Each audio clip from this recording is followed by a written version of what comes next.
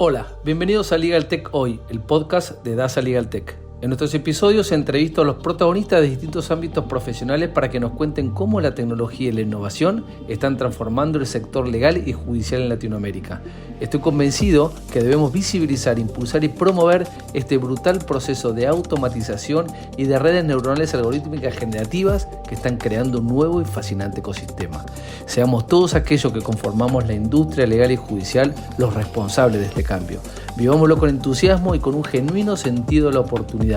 La IA generativa no es una amenaza, es la revolución de las revoluciones. Subite a nuestro podcast. Soy Matías Fishbeck, abogado, CEO y founder de DASA, Fishbeck Abogados y creador de Legal Run. Hola, bienvenidos a un nuevo episodio de Legal Tech Hoy, el podcast de DASA Legal Tech. Hoy tenemos el placer de entrevistar a Wilfredo Murillo Tapia. Wilfredo es peruano. Tiene el título de bachiller en Derecho y un MBA en la Universidad de San Martín de Porres, entre otras titulaciones. Trabajó en Miranda y Amado Abogados, es presidente del Consejo Directivo del Gremio de Servicios Legales de la Cámara de Comercio de Lima y hace ya varios años es socio director de Estrategia Group, el primer grupo de la TAM en brindar consultoría al sector legal con una fuerte orientación en legal headhunting. Además, Wilfredo es fundador de la Asociación Latinoamericana de Gerencia de Legales. Wilfredo, venimos hace rato intentando unir estos mundos y lo hemos logrado. Muchísimas gracias por estar acá con nosotros. Matías, qué placer poder saludarte. Y nada, desde el momento de la primera conversación que tuvimos, sabíamos que había muchos temas para conversar y te agradezco haberme considerado en este podcast que ya viene sonando bastante, así que un honor estar aquí. Wilfredo, para arrancar, primero contanos, siempre trato de empezar con un poco cómo llegaste hasta acá, ¿no? Digamos, estar involucrado en el mundo legal, ¿cómo fue tu desarrollo personal y profesional? ¿Qué nos puedes contar? Bueno, voy a tratar de ser breve la historia. Estando en la universidad, creo que se crearon una oportunidad para poder ya no practicar, porque como practicante a veces pues uno tiene este tema de los ingresos que son muy por debajo, o sea, un ingreso, digamos, no tan alto como uno puede requerir en una cierta etapa de su vida, ¿no? Entonces, la vida me llevó por la administración de empresas desde octavo ciclo de la universidad y desde ahí, bueno, mi vínculo fue con la administración y el marketing. Trabajé ya habiendo sido director y gerente de empresas de textil, empresas comerciales, fue administración de un centro comercial de 1.150 stands. O sea, mi vida desde la universidad viró mucho por la administración de empresa y pasado un tiempo, bueno, me consolidé en esas áreas, estudié el MBA y en el MBA, justo estando en una empresa que veía marketing de lujo, esta es una cuestión que la verdad que siempre me jaló. Un cambio interno en la empresa generó que ya no hubiera marketing sino administración, pero a mí me había quedado el feeling de poder especializarme en marketing de lujo y un coach ejecutivo pues terminan haciéndome la pregunta que suelo hacer siempre a todos los abogados cuando hacemos estas sesiones de desarrollo profesional es si pudieras elegir el trabajo ideal para ti, ¿cuál sería? Y en ese momento yo estaba pues teniendo mucha experiencia en gestión y marketing, pero mi carrera me seguía apasionando, yo seguía siendo identificado como abogado. Entonces dije, me gustaría realmente poder dedicarme a la dirección de un estudio de abogados. Y es así como nace mi especialización hace ya 14 años aproximadamente. Y a partir de ahí es un camino de mucho abrir temas, mucho proponer iniciativas, porque todavía seguimos en una etapa donde los temas que vemos, que tienen que ver con la transformación del sector, podemos decir que estamos en una etapa inicial de evangelización, en una etapa inicial de concientización del impacto que pueda tener. Y bueno, nada, de ahí mi vida ha sido un sinfín de buenos amigos, de conocer personas como tú, Matías, que son entusiastas, pero no solamente entusiastas del momento en que quieren hacer o decir que quieren hacer un cambio, sino que realmente se involucran en el cambio al poder proponer o liderar iniciativas. Y eso ha sido también un poco mi camino, ¿no? A lo largo de lo que podremos conversar, creo que podrás un poco validar que eso justamente es lo que hace que esta comunidad crezca, que haya iniciativas y que haya gente involucrándose en iniciativas en una labor que no nos genera un ingreso directo, pero que sí nos hace sentir bien de que podemos contribuir a un cambio en nuestra profesión. Totalmente, qué lindo escuchar esas palabras, Wilfredo, de generar un cambio. Yo estoy convencido que estamos frente a una oportunidad de generar un cambio en el ecosistema legal y judicial. Y como vos sabés, este cambio, creo que los dos pensamos igual, va de la mano de la innovación legal, ¿no? Y vos que recorres tanto en Latinoamérica, despachos de abogados y gerencias de legales, ¿cómo estás viendo la innovación? Espero no tener una respuesta negativa, pero te pido la mayor sinceridad posible. Eh, Cuando pasó la pandemia, mucha gente empezó a especular de que iba a haber toda una transformación digital de los servicios legales y que la profesión se iba a transformar. Yo lo que he manifestado en muchos de los espacios donde he podido conversar, para mí fue un acelerador de uso de herramientas tecnológicas para adaptarse a la coyuntura. Después de eso, son muy pocos y muy contados los estudios o las gerencias que puedan haber continuado con un plan de transformación digital, con un plan de innovación. Pero tiene que ver también por la coyuntura actual. Hoy, tanto las gerencias que atienden las necesidades de las empresas y los estudios de abogados están muy enfocados en tratar de tener sostenibilidad del negocio. O sea, no voy a decir que la transformación o la innovación no sean importantes. Lo que yo estoy sintiendo es que no se ha vuelto una prioridad porque ha nacido otra necesidad imperante. En el caso de los estudios es tratar bajo el modelo que tienen, por lo menos sostenerse en el tiempo, y en el caso de las gerencias legales, muchas veces están atendiendo los requerimientos de las unidades o de los directivos. Entonces, primero, apartamos de que nos transformamos o aceleramos el uso de la tecnología y de la innovación en etapa de pandemia, pero por necesidad. De ahí no ha habido un avance porque también se ha superpuesto otra necesidad que hoy por hoy creo que en Argentina y en todos los países de Latinoamérica, en Perú también, existe una crisis, una recesión importante y los negocios están, digamos, enfocados en ver cómo se reestructuran y cómo se trabajan, ¿no? O sea, de hecho que uno debería ver que la innovación podría ayudar a transformar ese proceso, pero es que es como, ¿qué es primero? ¿No? Oye, primero resuelvo los problemas o meto algo que me puede ayudar a solucionar el problema. Entonces ahí justamente en esa disyuntiva, pero ha habido avances, Matías. Yo estoy muy contento porque sí veo cada vez más gerencias legales interesadas en ser parte de, o sea, están innovando a partir de metodologías, a partir de capacitación y estudios de abogados también te digo, que han empezado a estructurar temas innovadores. No es masivo, no es que sea un 30-40% de la industria legal que está en este camino, te diría que sería un 5, un 10%, estoy siendo generoso con la estadística basado en las iniciativas que son visibles, porque eso también es otro tema. No todas las iniciativas de transformación de las gerencias o de los estudios se conocen. Entonces, el mapa de visibilidad está en función a lo que pueden exponer. Entonces, ahí yo te pondría esos tres elementos, ¿no? El elemento de coyuntura, el elemento de visibilidad y el último elemento es el elemento de persona, ¿no? Yo por un lado veo abogados interesados en capacitarse, por eso ya hay cursos de Legal Tech que se siguen llenando, eso es un tema importante. Hay cursos vinculados a la innovación que se siguen llenando y entonces en ese factor de capital yo sí veo interés de los abogados, pero es ya diferente el interés de la organización. Veo muchos abogados de firmas y de gerencias interesados en capacitarse, en tratar de aprender estos temas, pero en la organización no se puede plasmar porque, como te digo, en la organización hay otras prioridades al respecto. Sí, tal cual vos decís, ¿no? Yo creo que hay como, la buena noticia es que hay como un despertar. Es cierto que hay mucha demanda de cursos de Legal Tech. También hay, el otro día hicimos un relevamiento a nivel latinoamericano de eventos ya consolidados de Legal Tech y solamente en Latinoamérica hay más de 20. Entonces, eso habla de que realmente hay una vocación de cambiar, ¿no? Por supuesto que hay todavía un camino al andar muy importante. Y te quería preguntar, vos que estás recorriendo Latinoamérica haciendo legal headhunting, ¿cómo estás viendo no solamente al abogado en el sentido de si pone dentro de su checklist de perfil positivo, digamos que es innovador, si lo destaca el propio abogado que se está postulando y después lo más duro es la empresa o el estudio jurídico? En ese checklist del perfil, ¿te pide que sean innovadores o realmente es un tema que pasa desapercibido en ese proceso de headhunting? Yo diría que una recomendación que puedo dar a la audiencia, a los abogados, es que dentro de la lista de competencias estén las competencias de desarrollo de negocio o foco en el negocio, pero no solamente diciendo que, oye, no, tengo una visión de negocio, sino realmente de manera concreta. Te pongo un caso. Cuando nosotros buscamos socios, nosotros lo primero que le pedimos a un socio no solamente es que nos diga sus años de experiencia, porque eso se ve en su desarrollo profesional, sino realmente si puede venir con un plan de negocio. Y es ahí donde tú realmente muestras que tienes una visión del negocio y tienes las competencias para entender cómo funcionan los negocios.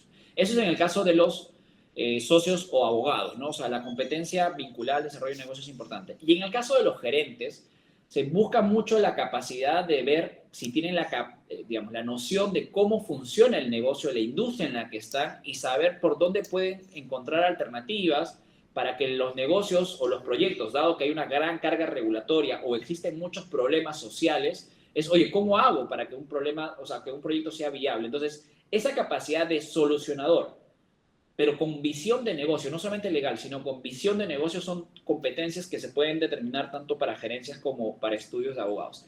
Ahora, hablando de la palabra innovación, para un estudio de abogados, como te comenté, la palabra innovación funciona en la medida que sea tangible a una necesidad de la firma. ¿A qué me voy? Tú puedes tratar de implementar metodologías, pero si no tienes claro cómo lo vinculas al core de negocio o al impacto del negocio, a la firma no le va a sumar mucho en este momento que tengas muchas certificaciones de innovación si no lo has llevado al negocio en sí mismo. Si no es, oye, no vamos a ser innovadores porque es la tendencia, no es, oye, la innovación tiene este impacto en el negocio porque específicamente, por ejemplo, contratos. Oye, en contratos hemos descubierto que uno puede reducir, no sé, 30% de contingencias al cliente y que esto al final lo podemos trasladar en un cobro distinto de mayor beneficio para la empresa. Entonces, la innovación tiene que estar dirigida a aportar valor. No solamente decir que eres innovador, sino realmente cómo aporta valor. Por ejemplo, en la firma, en las gerencias legales, oye, la innovación tiene que ver en que tú seas más eficiente con los recursos. Ok, perfecto. Si tu innovación está enfocado a eficiencia, está enfocado a negocio, está enfocado a liderazgo, digamos que le va a hacer sentido a la empresa. Pero lo que sí es un tema transversal hoy por hoy, sobre todo para abogados, socios o gerentes legales, es el uso de la tecnología. Más allá de la innovación, que es un criterio de encontrar soluciones distintas, enfocadas a agregar valor al negocio, está el uso tecnológico. Eso sí te puedo decir que hemos empezado a ver un mayor requerimiento de que los abogados estén familiarizados con el uso de la tecnología, porque ya no hay organización que no utilice tecnología. Si hoy vemos, por ejemplo, las empresas que están creciendo en el Legal Tech son empresas vinculadas al trabajo del abogado, dentro de la gerencia, dentro de la firma. Entonces, ahí, por ejemplo, yo sí creo que una de las competencias que vemos mayor crecimiento es el uso de la tecnología. Qué interesante. Y te viene a la memoria, en ese uso de la tecnología, el empleador te hace hincapié en algo puntual. Te dicen cómo te llevas con la inteligencia artificial, o te puntualiza algo, o te lo dicen grandes rasgos. A ver, principalmente, te digo, las plataformas de Office, que pero Office no para Word, o sea, no para Excel, sino realmente conocer el ecosistema de Office y todas las funcionalidades que existen, porque en este periodo, como te digo, de adaptación tecnológica, gran inversión estuvo en las plataformas pues, de correo colaborativo, de, digamos, tanto Office, Gmail, o sea, y todas estas plataformas de, digamos, tecnológicas que abarcan varios temas, ¿no? Desde trabajo en nube, desde trabajo colaborativo, reuniones, en fin. Inteligencia artificial, no hay un requerimiento específico todavía, porque este año han hablado de que este va a ser el año de cambio y de transformación, porque la IA va a impulsar a eso. Aún sigo yo evaluando y sigo viendo cómo está impactando, si realmente está habiendo un giro a la inteligencia artificial para decir que sí, hoy tienes que saber inteligencia artificial. Lo que sí recomiendo, esto sí es algo estándar, es que se valora como un plus, no es determinante, es un plus de que tú puedas decir que trabajas en inteligencia artificial porque sí se va conociendo los beneficios de rapidez para hacer tu trabajo operativo. Pero lo vería más por ese lado. Plataformas en específico, trabajo del día a día, y plataformas de trabajo colaborativo o de gestores documentales o de gestores de sociedades, que son más o menos las plataformas con las que se suele trabajar, ¿no? Claro, porque me estoy imaginando que finalmente a quien vos le llevas ese prospecto en tu búsqueda, me imagino que probablemente sea algún socio de algún estudio, o algún director de legales de una empresa, y claro, esa persona no sé si tiene dentro de su mindset, digamos, pensar si su colaborador va a usar o no inteligencia artificial, ¿no? Su preocupación va a estar más en sus conocimientos técnicos y sus habilidades de entender el negocio, ¿no?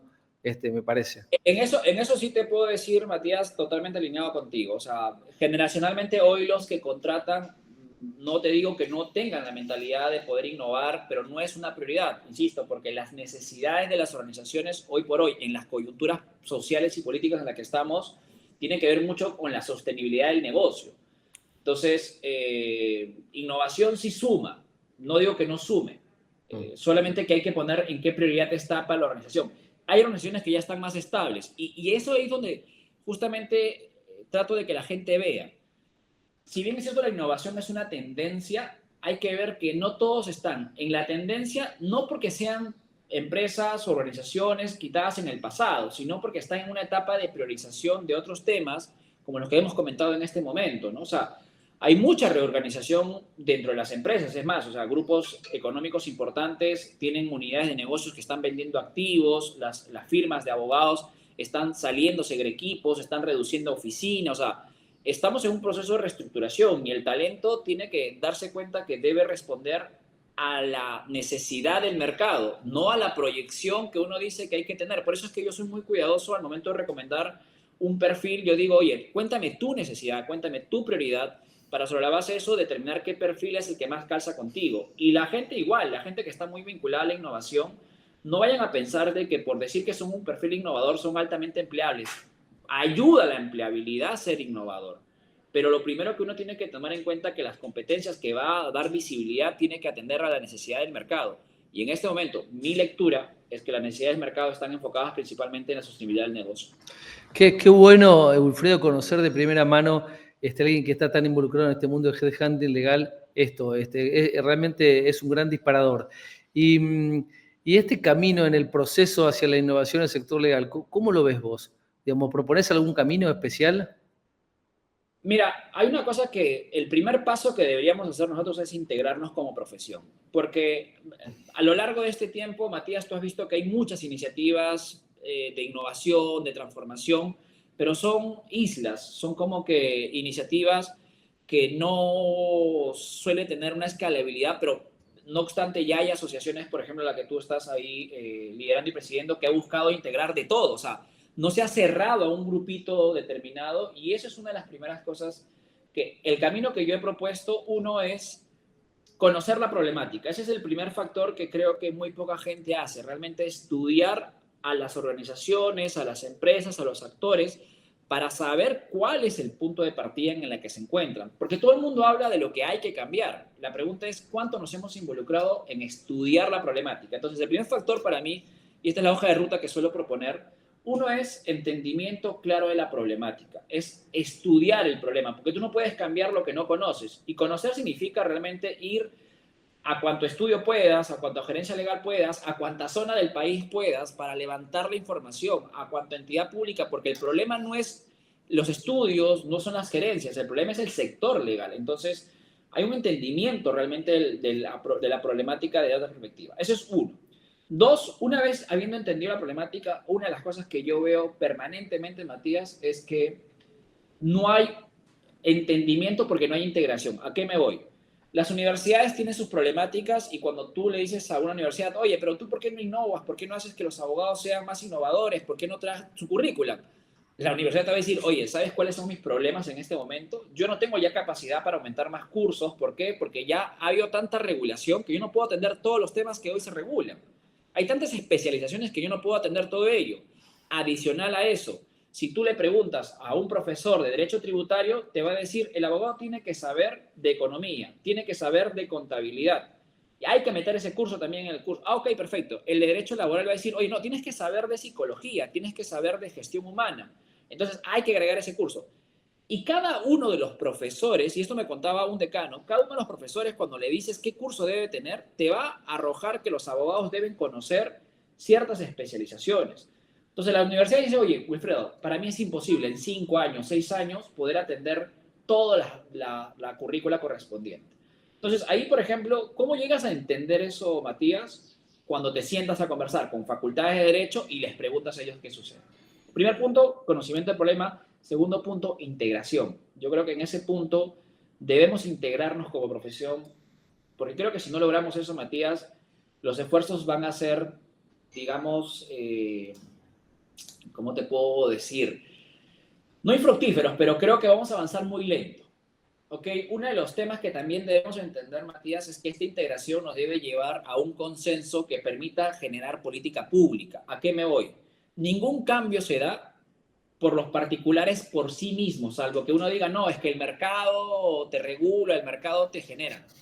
No sé si esto pasa en Argentina, Matías, pero acá, por ejemplo, la educación, aunque ahora estamos en un retroceso muy grande por las nuevas cosas que han sacado nuestros legisladores, pero nuestra educación cambió, nuestra propuesta educativa cambió porque hubo una ley que obligaba a que las universidades cumplieran cierto estatus. O sea, debemos entender si queremos una transformación, esta debe decantar en alguna ley, en alguna política pública de transformación, porque para mí ahí está el camino de poder avanzar y acelerar.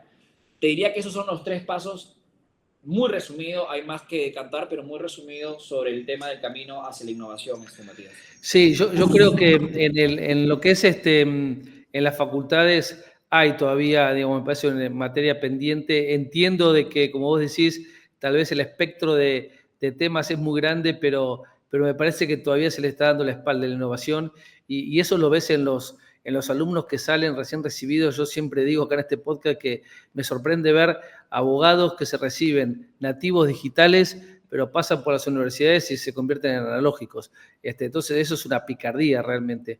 Pero volviendo al tema de la transformación en el sector legal, ¿vos crees que tiene que haber un líder? Porque en algún punto también yo creo que si bien es cierto que con el tema de la transformación que te trae aparejado decisiones corporativas y altos costos en cuanto a presupuesto de tecnología, yo creo que esa tendencia hoy está como empezando a ceder y no tan significativo es la posición del líder frente a la transformación, sino que también desde abajo hay tanto para hacer, ¿no? Con una tecnología tan democrática como es hoy. ¿Cómo lo ves vos?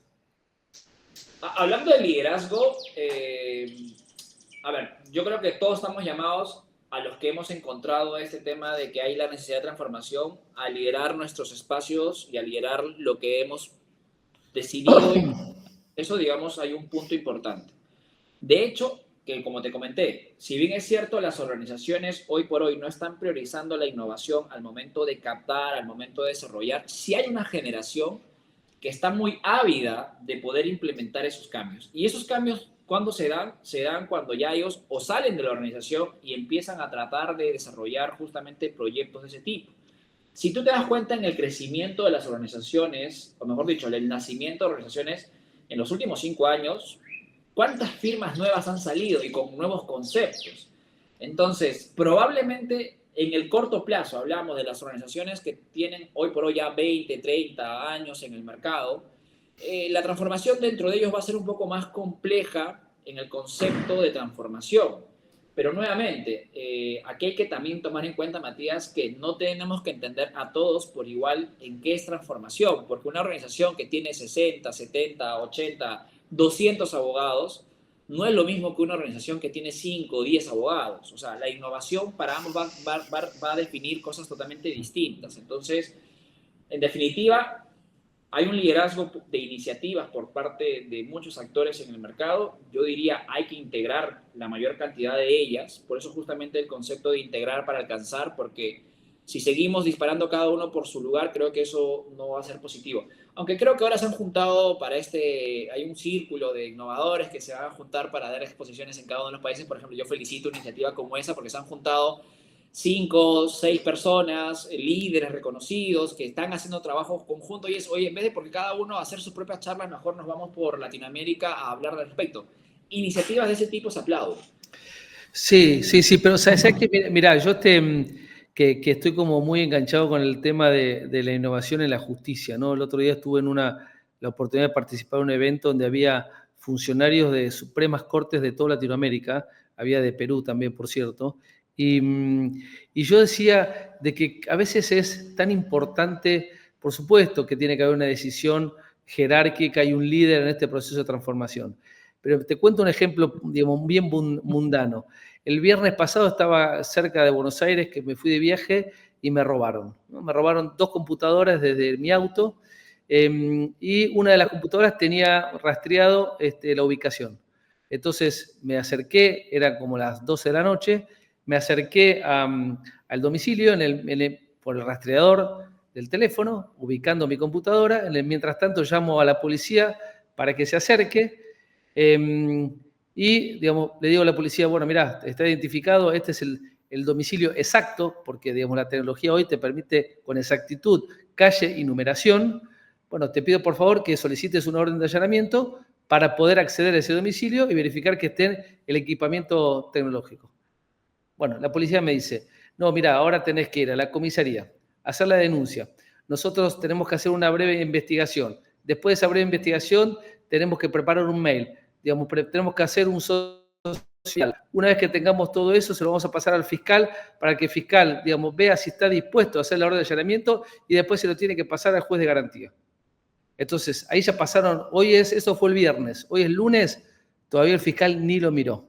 Entonces, por supuesto, esos artefactos ya se fueron, digamos, en cambio, si hubiésemos tenido algo tan simple como una tablet, poder hacer en ese momento, digamos, por internet, la denuncia, digamos, recabar la información en ese momento, que le llegue un mensaje al fiscal a las 12 de la noche, el fiscal a las 12 de la noche ve 5 párrafos, pone OK, eso mismo le llega al juez de garantía, en 20 minutos lo lee, y tiene la orden de allanamiento. Algo tan simple que hoy la tecnología lo puede resolver tan fácilmente. Y eso no tiene que depender de que la Dirección de Tecnología de la Suprema Corte inicie un proyecto para... Esas son iniciativas muy concretas que desde abajo hacia arriba se pueden hacer. Y fíjate qué cambio producirían esas cosas al acceso a la justicia, ¿no? Entonces yo estoy como medio empecinado en decir, perfecto, de arriba hacia abajo, pero de abajo hacia arriba también. Señor, estamos frente a una oportunidad. Seamos todos responsables de este cambio. Mira, ahí yo te digo, aquí en el Perú hay 2 jueces que yo les sigo mucho el rastro, que están haciendo cosas innovadoras, como por ejemplo sentencias en una forma mucho más dinámica, más corta, tratando de utilizar tecnología para aplicar justamente situaciones de este tipo, donde se pueda viabilizar o dinamizar actos procesales que son, digamos, de mero trámite. Matías, me gustaría realmente, y estoy más que seguro que si tú y yo nos sentamos y sentamos a varias personas, se nos ocurren muchas ideas que parecerían que son realmente cosas que uno puede aplicar en el corto plazo. Y ahí yo te decía, cuando tú trasladas esta iniciativa y le preguntas a, no sé, al órgano administrativo del Poder Judicial, oye, ¿por qué no se puede hacer? Te sacan una lista de cosas de que por qué no se pueden hacer. Algunas son coherentes, te digo, algunas son coherentes, o sea, algunas son como que ya, sí, tienes razón, oye, no, pues es que deberíamos tener, no sé, se me ocurre, 30 jueces de garantías en el caso de ustedes, atendiendo las 24 horas para resolver situaciones de ese tipo. Y deberíamos tener otros 30 fiscales que también tengan esa capacidad y tendríamos que dotarles de herramientas tecnológicas para que ellos puedan, de manera automática, así como uno hace un pedido y le puede dar clic, debería ser así de sencillo. Yo te digo, veo con con cierto interés de que si podemos meter un poco más de presión, yo creo que se pueden lograr ese tipo de cambios. Pero igual, Matías, si bien es cierto, eso se puede lograr de abajo, hay cosas que de abajo dependen mucho desde arriba. O sea, como te digo, este proceso que tú acabas de decir de los tiempos, los plazos, debería existir, por lo menos como cualquier proyecto de innovación, ¿no? Un producto mínimo aplicable, ¿no? O viable, ¿no? Entonces, oye, ok, vamos a prototipar esta propuesta que acabas de decir. Pero eso sí, tienes que tener la autorización de arriba para que al final ver cómo funciona. Entonces, probablemente, y acabas de soltar una estrategia muy interesante, Matías, vayamos con pequeños prototipos, ¿no? Para ver después el impacto y la escalabilidad al respecto. Creo que por ahí debe estar el camino. Absolutamente. Wilfredo, y para ir terminando, estamos en un mundo donde estamos frente a una revolución de la inteligencia artificial, sobre todo generativa, y no podemos estar acá charlando si no hablamos de eso. El año pasado, en la temporada anterior, yo hacía una encuesta, pero todo el mundo me la criticaba porque decía que estaba muy sesgada. Entonces ahora son 3 preguntas muy puntuales. Y la primera es, ¿tenés identificado en algún sector legal o judicial o alguna práctica en donde la inteligencia artificial a vos te haya seducido y crees que puede generar un verdadero salto de eficiencia? No sé, puede ser una idea, un proyecto, una solución que ya existe, algo que hayas dicho, esto es tremendo, para un área del sector legal o judicial es tremendo. Una IA en este momento, yo me he reunido con 7 proyectos de Legal Tech donde quieren utilizar IA. En concepto, me parecen extraordinarios, alucinantes, cómo lo han proyectado. Cuando ya empezamos a hablar, la primera barrera que yo veo es cuánto te puedes tú colgar de la información pública, que ahí tenés un primer limitante, porque no necesariamente toda la información pública permite tener una lectura apropiada para que pueda alimentar, porque finalmente la IA trabaja en función a datos. Entonces, esa es la primera barrera. La segunda barrera es la cultura. ¿Cuántos usuarios realmente? Porque para que una IA tenga impacto, debemos tener en cuenta la usabilidad o la disposición al uso por parte de la masa, es decir, de los justiciables, o sea, es decir, de las personas o de los operadores. Entonces, ahí tienes un problema de cultura importante que yo digo, ok, si tú quieres utilizar, vamos a poner que este proyecto, Matías, que tú dices, oye, que el juez pueda en 20 minutos leer. La pregunta es cuántos jueces de la masa estarían dispuestos a trabajar con una tablet para poder rápidamente firmar. Entonces, hay un problema que hay que tomar visibilidad, que es la cultura.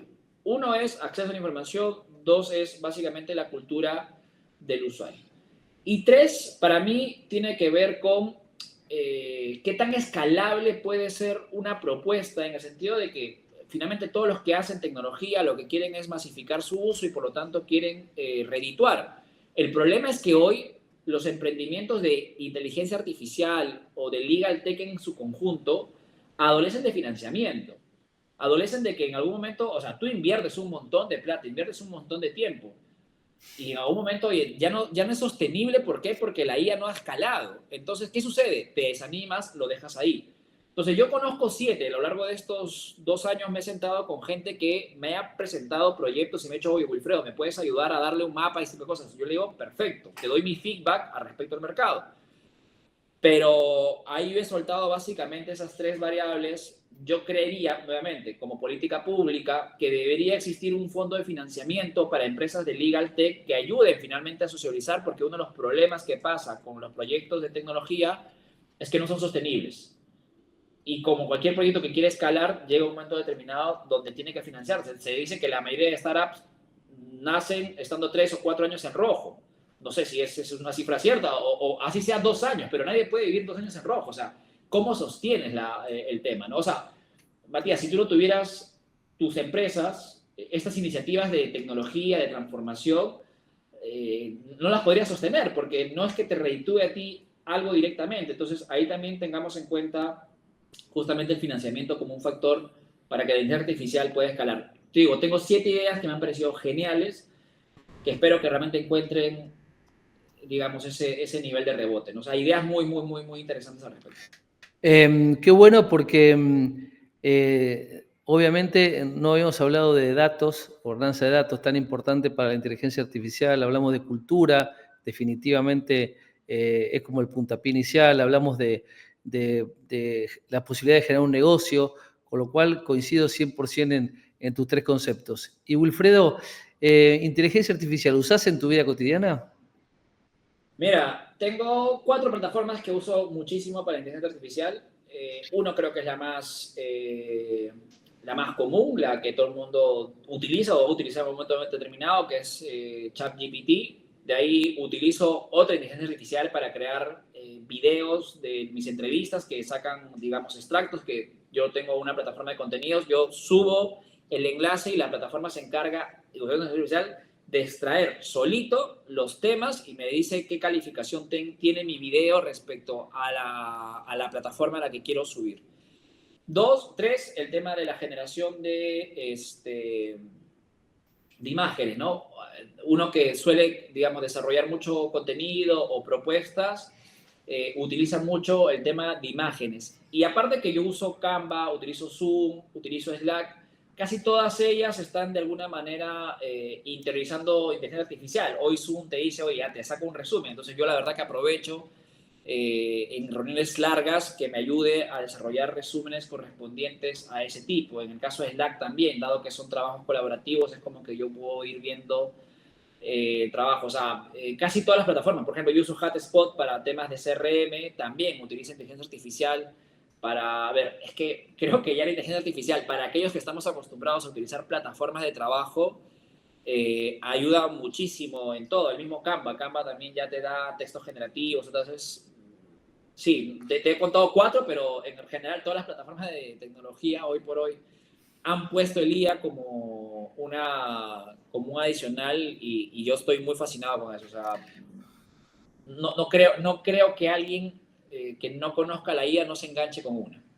Mirá, Wilfredo, yo te hice la pregunta en tu vida cotidiana y no paraste de decirme en tu vida profesional. ¿Sabes por qué? Porque le pones una pasión, una garra y unas ganas a tus trabajos y a tus proyectos que todo lo integra en una misma cosa. Así que de verdad te felicito, te agradezco por este espacio. Creo que fue como muy clarificador, sobre todo en esto de que estamos frente a un despertar. No lo tenemos que ver como algo negativo, sino esto nos tiene que servir para seguir visibilizando, intensificando y trabajando que realmente estamos frente a una oportunidad y ojalá que todos vayamos en ese camino. De verdad, muchísimas gracias y espero verte pronto.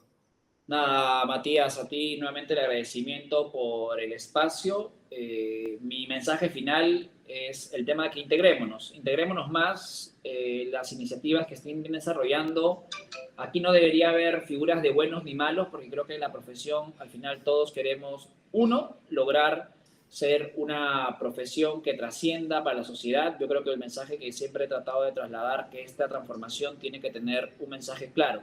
Debemos volver a recuperar la confianza de la sociedad en nuestra profesión, porque creo que ese es el valor que va a tener si realmente nos transformamos, porque nada no va a servir que nos transformemos si al final la sociedad cada vez desea tener menos contacto con nosotros. Debemos recuperar esa confianza, debemos trabajar en generar ese vínculo con la sociedad, pero sobre todo trabajar de forma integrada, que para mí siempre es el mensaje de transformación. Integremos las iniciativas, integremos nuestros profesionales para que este cambio se pueda dar en el mediano plazo.